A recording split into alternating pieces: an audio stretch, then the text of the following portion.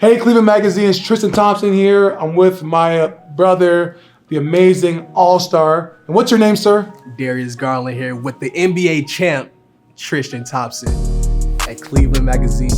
Y'all tap in, check us out.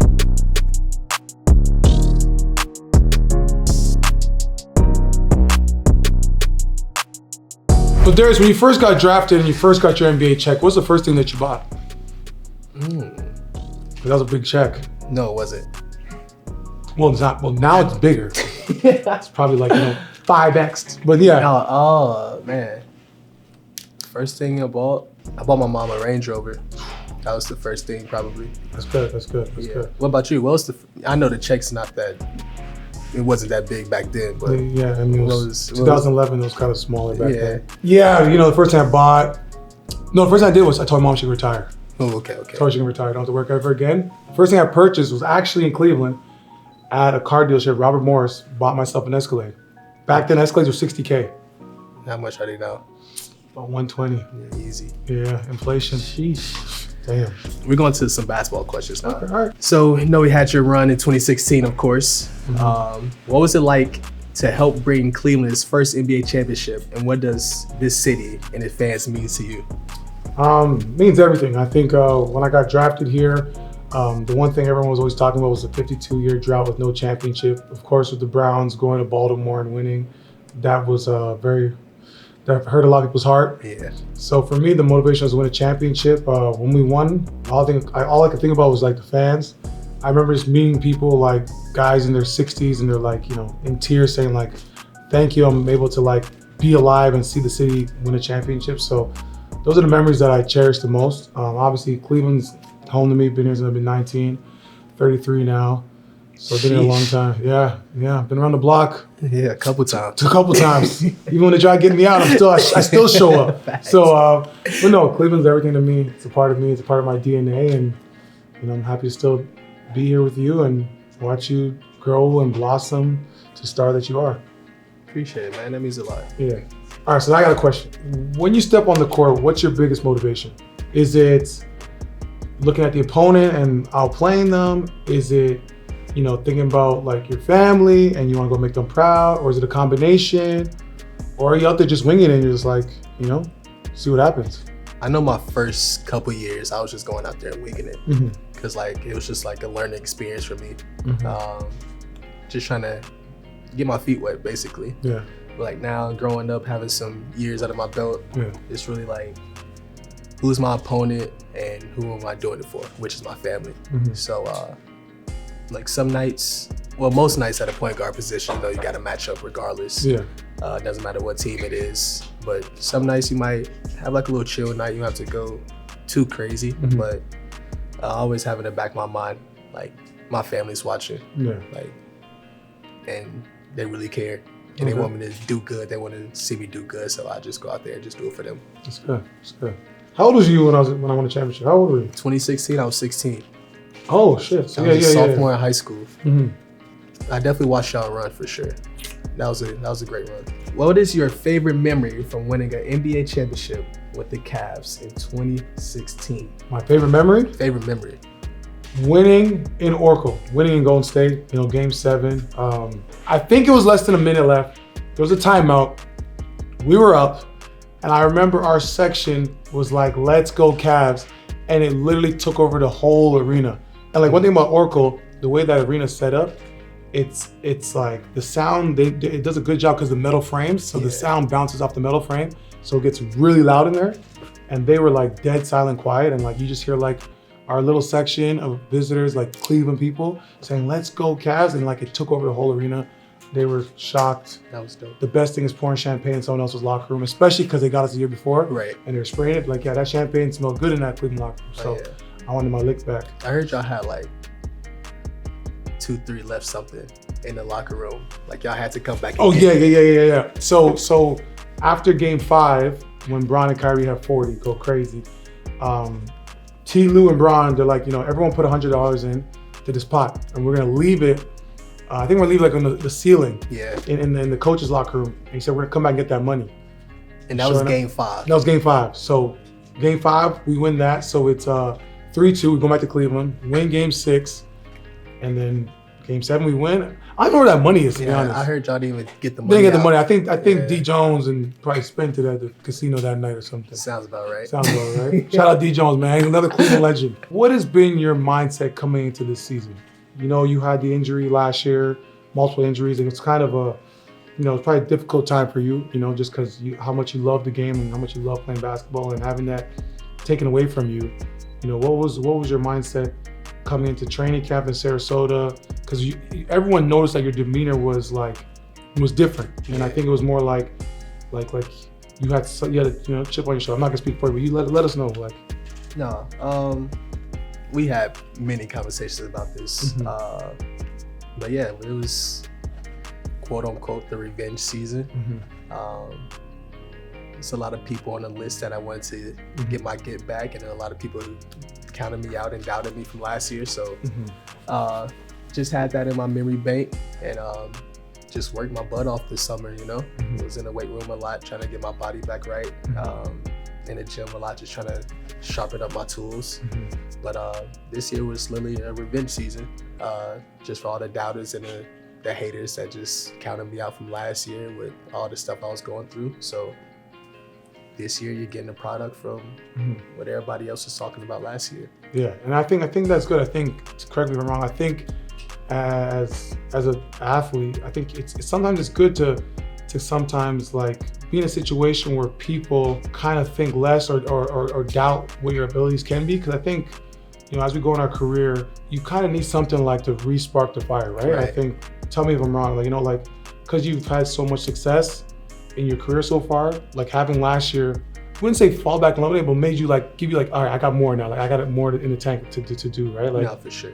Yeah, it was like a wake up call, really. Yeah. Like you hit a wall now. What you gonna do with like after that? Like what's the next move gonna be?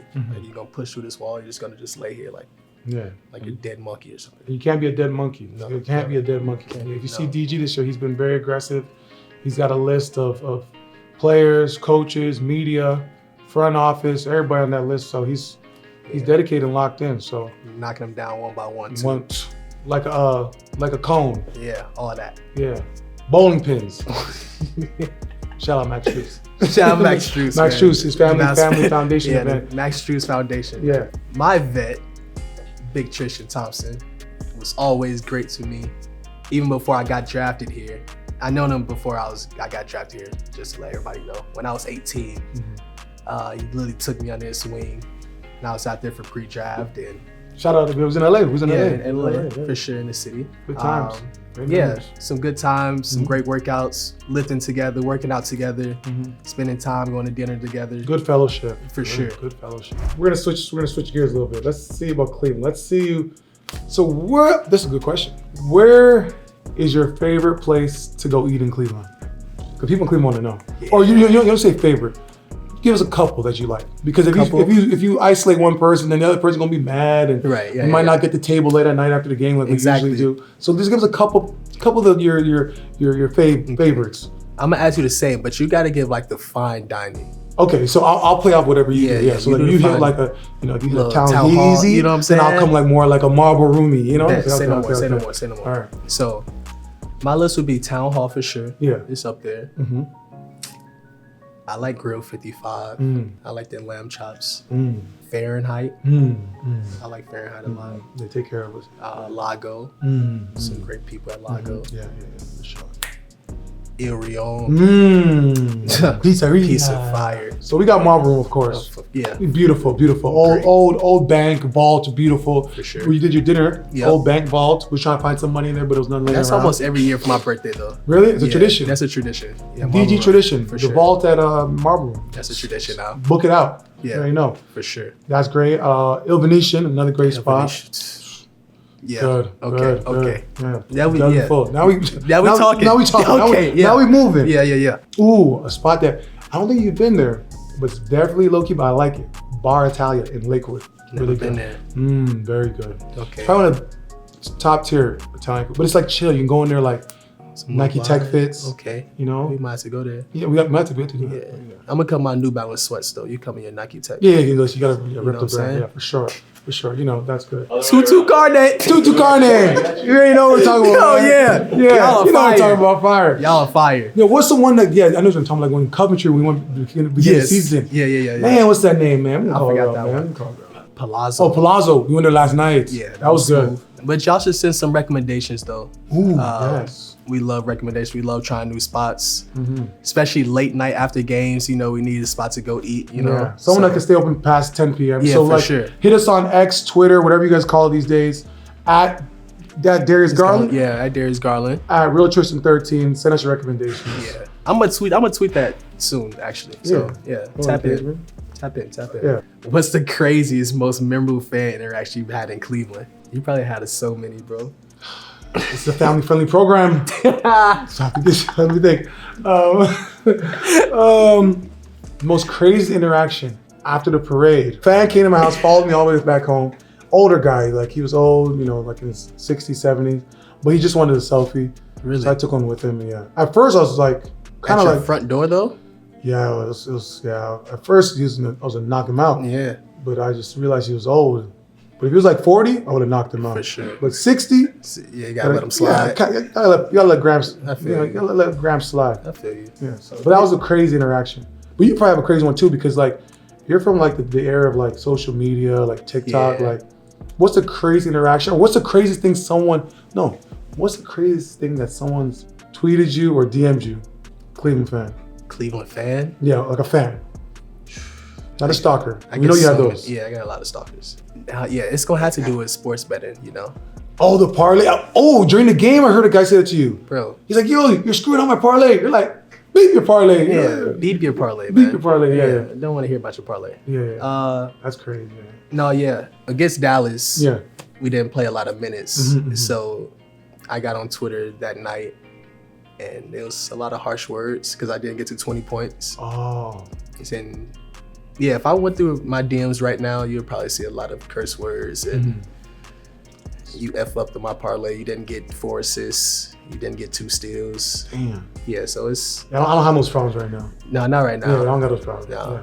You're probably on fantasy or something, no? Huh? What fantasy what? I don't know.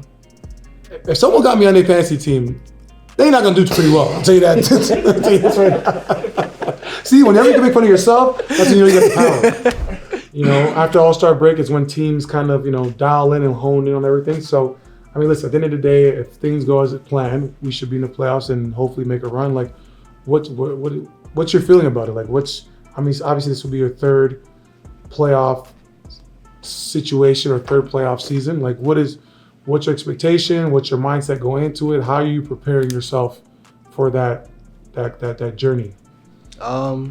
You know, we've been in the playoffs for a couple of years now, so the younger guys got like a good feel for it, got a good taste of it, and know what the atmosphere and what the physicality and stuff like that throughout the game is going to be like. So, just going in, just fully locked in on like details. I think that's like the biggest thing for our group is just really honing in on all the details of the opponent that we're going to be facing. Learning everybody's tendencies, knowing exactly what you want out of your matchup, how you're going to win your matchup for this playoff series. And I think that's what's going to get us over the top. We started off regular season really great. Everybody's been really riding our wagon for the regular season, and they really want to know what we're going to do in the postseason. So, yeah, we just got to keep riding it, bro, you know?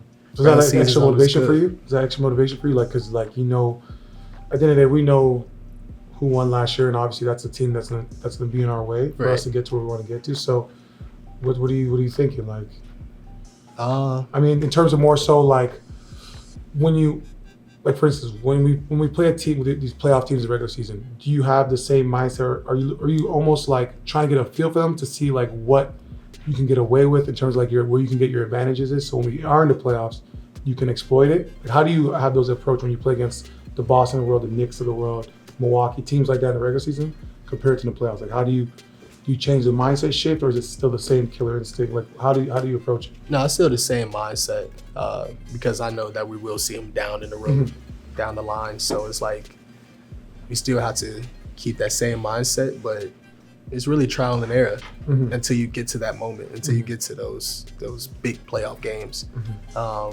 Like we change up different defensive schemes, we change up some offensive schemes, how we're gonna play our bigs or how we're gonna play me and Don together.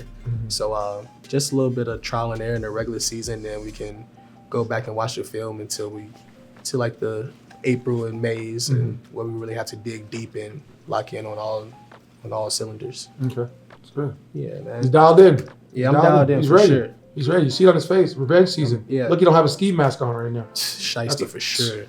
He's on it. Really am. The NBA legend you want to play one-on-one, who would it be? Ooh, play one-on-one with the NBA legend? Shaq.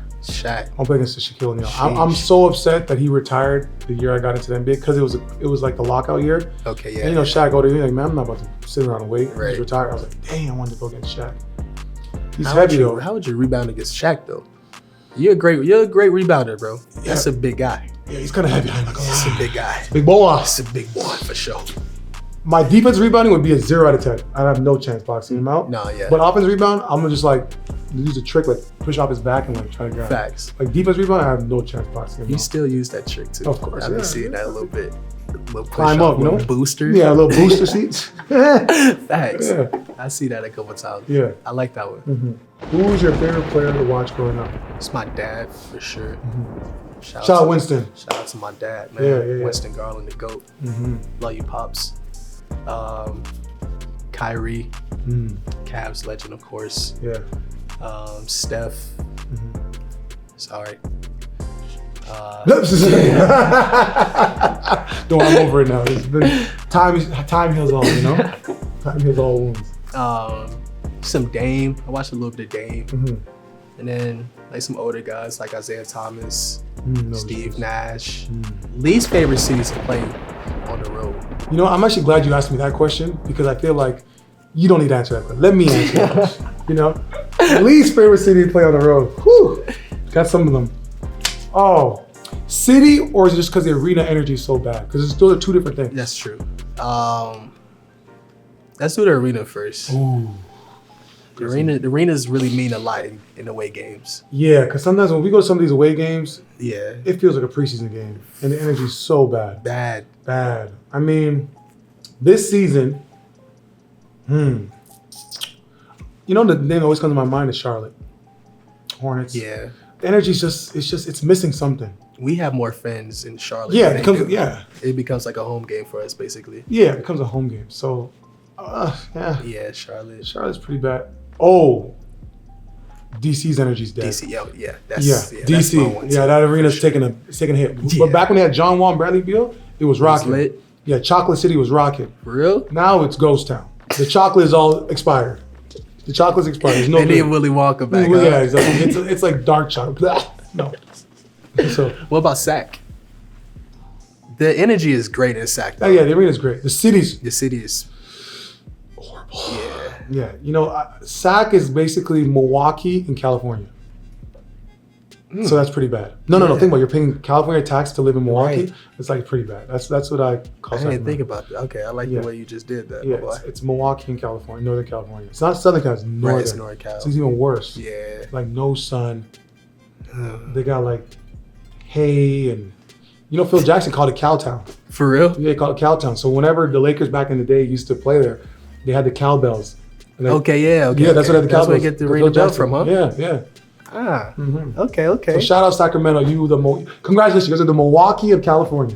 Dang, you gonna congratulate them for that? Yeah, I heard of so much. Right. Hey, listen, thank you for being you. Let's end it there. Yeah, that was good, guys. Let's take a picture. That was amazing, guys.